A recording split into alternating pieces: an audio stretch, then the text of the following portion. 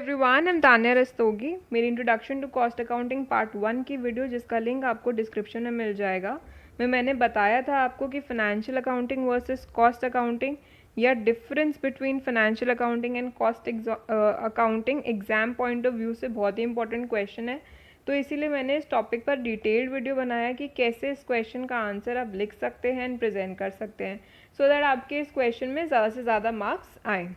ये question direct भी आ सकता है या फिर घुमा फिरा के भी पूछ सकते हैं। तो देख लेते हैं क्वेश्चंस कैसे आ सकता है।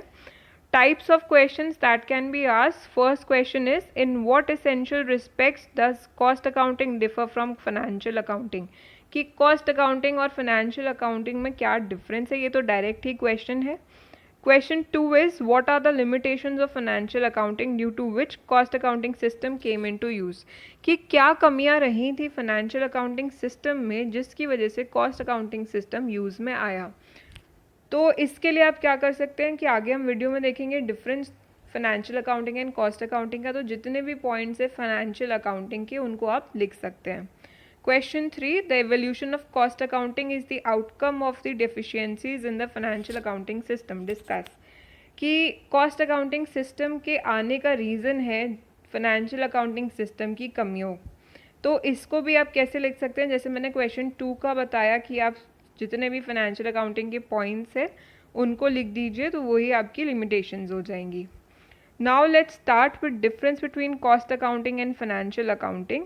हम इसको 3 कॉलम्स में डिवाइड करके लिखेंगे इस आंसर को। सबसे पहले लिखेंगे हम basis, then financial accounting, then cost accounting. So first point of difference is purpose, कि किस पर्पस के लिए हम फाइनेंशियल अकाउंटिंग करते हैं या कॉस्ट अकाउंटिंग करते हैं। तो फाइनेंशियल अकाउंटिंग का पर्पस है P&L अकाउंट बनाना और बैलेंस शीट बनाना। मतलब कि अगर किसी भी ऑर्गेनाइजेशन को ये पता करना है कि मेरे पास कितने एसेट्स हैं, कितनी लाइबिलिटीज़ है, या मेरा प्रॉफिट हुआ है या लॉस हुआ है, तो उसके लिए वो क्या करेंगे, फाइनेंशियल अकाउंटिंग करेंगे और P&L अकाउंट बनाएंगे एंड बैलेंस शीट बनाएंगे। बट कॉस्ट अकाउंटिंग क्यों करते हैं? कॉस्ट अकाउंटिंग का पर्पस क्या है? To ascertain the cost. Cost को निकालने का पर्पस कौन सॉल्व करेगा? Cost accounting. Its main purpose is to ascertain the cost for the management. Then second point is compulsory or not, कि फाइनेंशियल अकाउंटिंग करना कंपलसरी है या नहीं, या कॉस्ट अकाउंटिंग करना कंपलसरी है या नहीं।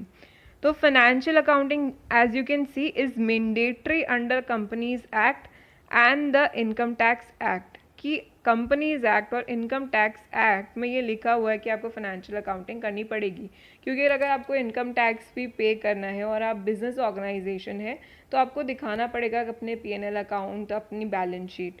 तो इसीलिए फाइनेंशियल अकाउंटिंग करनी कंपलसरी होती है। लेकिन बहुत से बच्चों को लगता है कि कॉस्ट अकाउंटिंग भी करनी कंपलसरी है, बट ऐसा नहीं है। ये वॉलंटरी है, ये मर्जी है, आप करना चाहते हो या नहीं, बस कुछ इंडस्ट्रीज़ को छोड़ के। Then next point is analysis of profit, कि क्या फाइनेंशियल अकाउंटिंग या कॉस्ट अकाउंटिंग एनालिसिस दिखाता है प्रॉफिट का। फाइनेंशियल अकाउंटिंग में देख लेते हैं, इट शोज द प्रॉफिट और the loss of the whole organisation and not of individual product और डिपार्टमेंट। कि जो भी हम प्रॉफिट एंड लॉस निकाल रहे हैं फाइनेंशियल अकाउंटिंग के अंदर, ये हमें पूरी ऑर्गेनाइजेशन का प्रॉफिट बताता है, किसी एक डिपार्टमेंट या किसी एक प्रोडक्ट का प्रॉफिट नहीं बताता है। बट कॉस्ट अकाउंटिंग हमें क्या करता है, किसी भी एक प्रोडक्ट या एक डिपार्टमेंट की कॉस्ट बताता है। It shows the detailed cost structure and the profit for individual products and departments.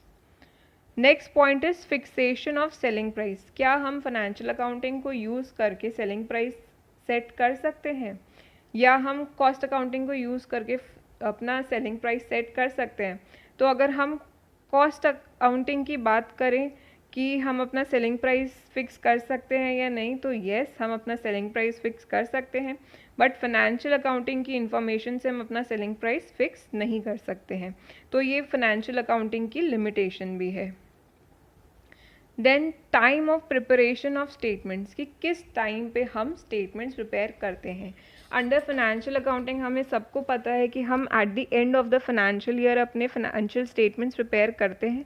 But cost accounting के अंदर फाइनेंशियल स्टेटमेंट्स प्रिपेयर करना इज़ अ कंटिन्यूस प्रोसेस, कि किसी भी पॉइंट ऑफ टाइम पे आप प्रिपेयर कर सकते हो, चाहे डेली, चाहे मंथली, चाहे weekly. Then next point is type of transactions, कि किस तरीके के ट्रांजैक्शंस रिकॉर्ड होते हैं। अगर हम फाइनेंशियल अकाउंटिंग की बात करें, only external transactions are recorded like sale, purchase etcetera which are done with the outside parties, की जो भी ट्रांजैक्शन बाहर की पार्टीज़, एक्सटर्नल पार्टीज़ के साथ करे गए हैं, उन्हीं ट्रांजैक्शंस को फाइनेंशियल अकाउंटिंग में रिकॉर्ड करते हैं, जैसे कि sale, purchase. But in case of cost accounting, external as well as internal और inter departmental transactions are recorded like issue of material, चाहे बाहर के हो, चाहे ऑर्गेनाइजेशन के अंदर हो, चाहे दो डिपार्टमेंट्स के बीच के ट्रांजैक्शंस हो, सभी कॉस्ट अकाउंटिंग में रिकॉर्ड होते हैं। Then next point is purpose of the statement prepare, कि जो भी हम स्टेटमेंट्स बना रहे हैं, चाहे वो फाइनेंशियल अकाउंटिंग में हो, चाहे वो कॉस्ट अकाउंटिंग में हो, उनका क्या पर्पस है। सो फाइनेंशियल अकाउंटिंग में हम जनरल पर्पस स्टेटमेंट्स बनाते हैं, जैसे कि P&L account and balance sheet, क्योंकि ये हमें ओवरऑल परफॉर्मेंस दिखाता है, ओवरऑल प्रॉफिट या फिर ओवरऑल लॉस दिखाता है। But in case of cost accounting, special purpose statements are prepared which gives detailed information like cost sheet. हम कॉस्ट अकाउंटिंग में स्पेशल पर्पस स्टेटमेंट्स बनाते हैं, जिससे कि हमें डिटेल्ड इन्फॉर्मेशन मिलती है किसी भी चीज़ के बारे में, चाहे वो कोई प्रोडक्ट हो, चाहे कोई डिपार्टमेंट हो। आगे हम पढ़ेंगे कि जैसे हम कॉस्ट शीट बनाते हैं, उससे हमें स्पेशल इन्फॉर्मेशन मिलती है कि कॉस्ट कैसे निकाली जाती है। तो कॉस्ट अकाउंटिंग में हम स्पेशल पर्पस स्टेटमेंट्स बनाते हैं। Then next point is analysis of profit and loss, कि क्या हम रीजंस देख पाते हैं कि प्रॉफिट या लॉस हुआ तो क्यों हुआ, फाइनेंशियल अकाउंटिंग के अंदर या कॉस्ट अकाउंटिंग के अंदर। अगर फाइनेंशियल अकाउंटिंग की बात करें तो वो हमें ओवरऑल प्रॉफिट बताता है, हमें वो ये नहीं बताता कि प्रॉफिट हुआ तो क्यों हुआ, लॉस हुआ तो क्यों हुआ। लेकिन कॉस्ट अकाउंटिंग में हम डिटेल्ड इन्फॉर्मेशन निकालते हैं, तो हमें पता होता है कि अगर कहीं पे प्रॉफिट हुआ है तो किस वजह से हुआ है, क्या रीज़न था, और अगर कहीं लॉस हुआ है तो क्या रीज़न था। Next point is useful to management. जो भी यूज़फुल टू मैनेजमेंट का क्या मतलब है कि जो भी इंफॉर्मेशन हमारे अकाउंटिंग से हमें मिली है, क्या वो मैनेजमेंट के काम आ रही है या नहीं आ रही है। So in case of financial accounting हमें पूरा डाटा नहीं मिलता है, मैनेजमेंट को पूरा डाटा नहीं मिलता है। But in case of cost accounting management को डिटेल्ड इन्फॉर्मेशन मिलती है, प्रॉपर डाटा मिलता है डिसीजन मेकिंग के लिए। Then next point is cost comparison. Cost comparison means कि क्या हम एक पीरियड या दूसरे पीरियड की कॉस्ट को एक दूसरे से कंपेयर कर सकते हैं या नहीं कर सकते। तो अगर हम फाइनेंशियल अकाउंटिंग के केस में बात करें, it does not provides data for comparison of different time periods, products and departments. हमें फाइनेंशियल अकाउंटिंग के अंदर डाटा नहीं मिलता है जिससे कि हम डिफरेंट डिपार्टमेंट्स या डिफरेंट टाइम पीरियड्स के बिटवीन में कंपैरिजन कर सकें। But in case of cost accounting हमें प्रॉपर डाटा मिलता है जिससे हम कंपैरिजन कर सकते हैं। Next point is classification of cost.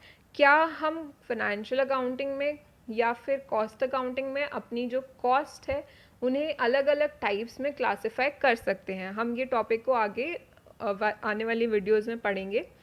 No separate classification of cost like direct और इनडायरेक्ट कॉस्ट। अगर हम फाइनेंशियल अकाउंटिंग की बात करें तो वहाँ पे कोई भी सेपरेट क्लासिफिकेशन नहीं होता कि डायरेक्ट कॉस्ट अलग है या इनडायरेक्ट कॉस्ट अलग है, ऐसा कुछ भी नहीं होता। बट इन कॉस्ट अकाउंटिंग हमारी डायरेक्ट कॉस्ट अलग होती है, इनडायरेक्ट कॉस्ट अलग होती है, फिक्स कॉस्ट अलग होती है, वेरिएबल कॉस्ट अलग होती है। Last point is the control system. क्या फाइनेंशियल अकाउंटिंग या कॉस्ट अकाउंटिंग में कंट्रोल सिस्टम है? कंट्रोल सिस्टम किसके लिए?